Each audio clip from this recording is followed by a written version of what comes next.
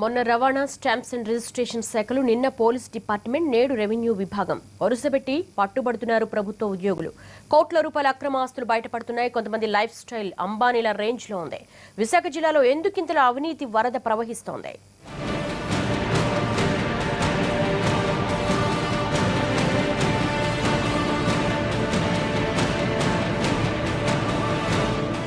ఏదో ఓ బడా పారిశ్రామికవేత్తదో లేక పెద్ద సినిమా ప్రొడ్యూసరిలో కాదు, ఓ సబ్ రిజిస్ట్రార్ స్వగృహం. ఆదాయానికి మించిన ఆస్తులున్నట్లు వచ్చిన ఆరోపణలతో గతంలో మొదలవాడ సబ్ రిజిస్ట్రార్గా పనిచేసిన ఆనంద్ కుమార్ ఇల్లిది. ఈ ఇంటిని చూసి ఏసీబీ అధికారులు షాక్ అయ్యారు. నెలకి 40,000 రూపాయల జీతం తీసుకునే ఉద్యోగికి ఇంత పెద్ద ఇల్లు కట్టడం ఎలా సాధ్యమైందని నోరెండబెట్టారు సోదాలకు వెళ్లిన వాళ్ళు.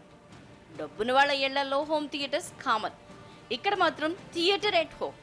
ముఖేష్ అంబానీ రేంజ్ లో ఇంట్లోనే సినిమా థియేటర్ ఏర్పాటు చేసుకున్నాడు సబ్ రిజిస్టర్ ఆనంద్ కుమార్. ఈయన గారి ఇంట్లో ఉన్న లిఫ్ట్ ఎంత గ్రాండ్ గా ఉంటుందంటే అలాంటివి 2 తెలుగు రాష్ట్రాల్లో కలిపి కేవలం 5 ఇళ్లలోనే ఉన్నాయట.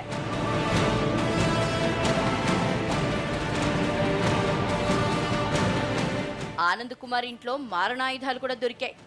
గొడ్డళ్లు, బుల్లెట్స్ ని స్వాధీనం చేసుకున్నారు పోలీసులు. రియల్ ఎస్టేట్ మాఫియాతో చేతులు కలిపి వివాదాస్పద భూములు సెటిల్ చేసి కోట్లు కూడబెట్టాడన్నది ఈయన మీద ఉన్న ప్రధాన ఆరోపణ. రోజువారీ లంచాలు వీటికి అదనం. ఇలా ఈ సబ్ రిజిస్ట్రార్ దాదాపు 3 కోట్ల రూపాయల అక్రమాస్తులు కూడబెట్టాడని తేలింది. బాగా లోతులోకి వెళ్తే ఇంకా దొరికేవన్న వాదన కూడా ఉంది. మధురవాడ కేసు కొలిక్కి రాకముందే విశాఖ సిటీ సబ్ రిజిస్ట్రార్ పోతురాజుతో పాటు 3 సిబ్బంది రెడ్ హ్యాండెడ్ గా దొరికిపోయారు. ఆనంద్ కుమార్ది విలాసవంతమైన జీవన విధానం అయితే పోతురాజు పూర్తిగా భిన్నం. ఈయన నొక్కేయాల్సిందంతా నొక్కేస్తూనే పైకి మాత్రం నీతి నిజాయితీకి బ్రాండ్ అంబాసిడర్లా బిల్డప్ ఇచ్చేవాడు. రోజు ఆఫీస్కి ఆటోలో వచ్చేవాడు. కుటుంబంతో కలిసి బయటికి వెళ్లాలన్నా 2 వీలర్ మాత్రమే వాడేవాడు. అయినా వరుసగా ఫిర్యాదులు రావడంతో ఏసీబీ అధికారులు సోదా చేస్తే కోట్ల రూపాయల విలువైన ఆస్తులు బయటపడ్డాయి. భారీగా బ్యాంక్ బ్యాలెన్సులు కూడా దొరికాయి. ఇతను 10,000 లంచం తీసుకుంటుండగా పడ్డాడు. ఇతనితో పాటు అతని ఆఫీస్లో జూనియర్ అసిస్టెంట్, అలానే అసిస్టెంట్ డాక్యుమెంట్ రైటర్ కూడా పట్టుబడ్డాడు.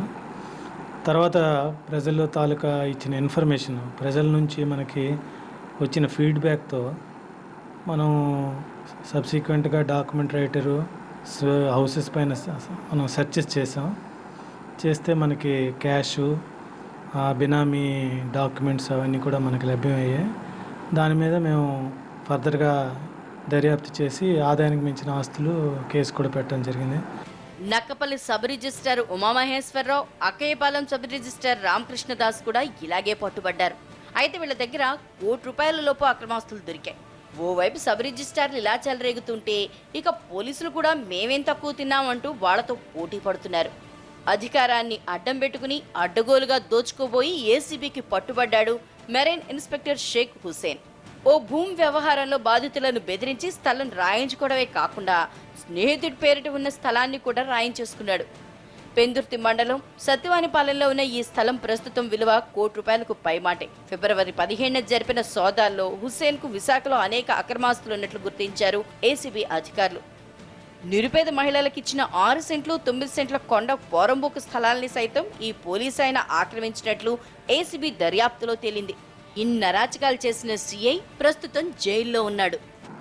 అలానే నెంబర్ ఆఫ్ కంప్లైంట్స్, అతని తాలూకా బాధితులు వరుసగా ఆఫీస్కి రావటం, వాళ్ళు కోల్పోయిన ప్రాపర్టీసు, ఏవైతే అతనికి ఉన్న ప్రాపర్టీస్లో పక్క వాళ్ళ కబ్జా చేసిన ప్రాపర్టీస్ సంబంధించి ఇన్ఫర్మేషన్ ఇవ్వటం జరిగింది.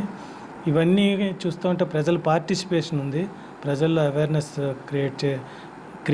అవేర్నెస్ ఉంది. ఇప్పుడు మాకు వాళ్ళ సహకారం ఉంటే మేము ఇదే స్ప్రీ కంటిన్యూ చేస్తూ మనం కేసులు పెట్టి ముందుకెళ్లేదానికి 100% సుముఖంగా ఉన్నాం.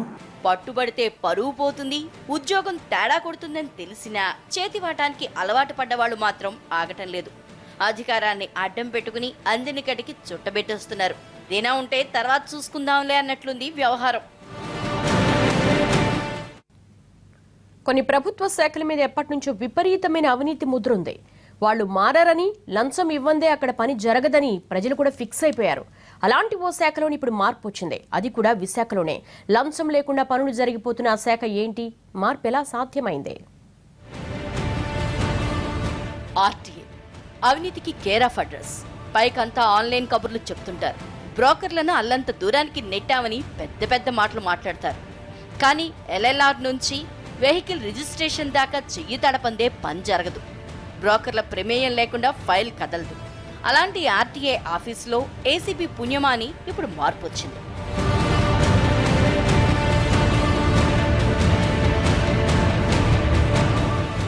విశాఖ గాజువాక ఆర్టీఏ ఆఫీసులో గత సెప్టెంబర్ 11న ఆకస్మిక తనిఖీలు నిర్వహించింది ఏసీబీ. ఆ టైంలో లెక్క తేలని 4,18,500 రూపాయలని సీజ్ చేశారు. కేసును సుమోటాగా రిజిస్టర్ చేశారు. ఆర్టీఓ మురళీధర్తో సహా 10 మంది సిబ్బంది, మరో 10 మంది ఏజెంట్లపై కేసులు పెట్టారు. ఆ తర్వాత పరిస్థితిలో చెప్పుకోదగ్గ మార్పు వచ్చింది. ఎప్పుడు ఏసీబీ దాడి చేసి మళ్లీ కేసులు పెడుతుందోనన్న భయంతో సిబ్బంది కుదురుగా పనిచేస్తున్నారు. గతంలో ఇక్కడ ఏ చిన్న పని కావాలన్నా ఏజెంట్లే సర్వస్వం. కానీ ఇప్పుడు అవసరం ఉన్నవాళ్లు నేరుగా వెళ్లి అధికారులను కలవగలుగుతున్నారు. గాజువాక ఎఫెక్ట్ మిగతా ఆర్టీఏ ఆఫీసుల మీద కూడా పడింది.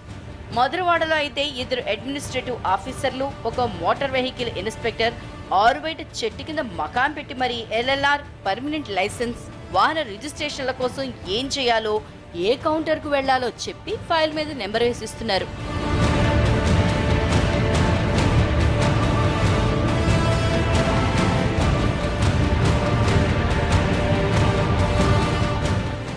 ఆర్టీఏలో మార్పు వచ్చినా అవినీతి ఊడలు దిగిన మరో శాఖ రెవెన్యూలో మాత్రం ఎంతమంది పట్టుబడ్డా బుద్ధి రావటం లేదు. 5 నెలల వ్యవధిలో 4 సబ్ రిజిస్ట్రార్లు బుక్ అయినా ఏమాత్రం మార్పు కనిపించడం లేదు. పైగా ఇప్పుడు ఇంకా పక్కాగా ప్రైవేట్ నెట్వర్క్ని డెవలప్ చేసుకుంటున్నారు. లంచం డబ్బు 3-4 దశల్లో చేతులు మారి అసలు వ్యక్తికి చేరుతోంది. చివరికి పసుపు కుంకుమల కింద ఇచ్చే భూమిని సైతం వదలకుండా పర్సంటేజీలు కట్టి లంచం మింగుతున్నారు. ఇటీవల సర్వేయర్ బాలకృష్ణను పట్టుకున్నారు విశాఖ జిల్లా ఏసీబీ అధికారులు. ఓ ఇంటి స్థలం విషయంలో అర్బన్ ల్యాండ్ సీలింగ్ నుంచి నిరభ్యంతర పత్రం ఇచ్చేందుకు 1.5 లక్షల డిమాండ్ చేశాడు బాలకృష్ణ. బాధితుడి ఫిర్యాదుతో రెడ్ హ్యాండెడ్గా పట్టుకుంది ఏసీబీ.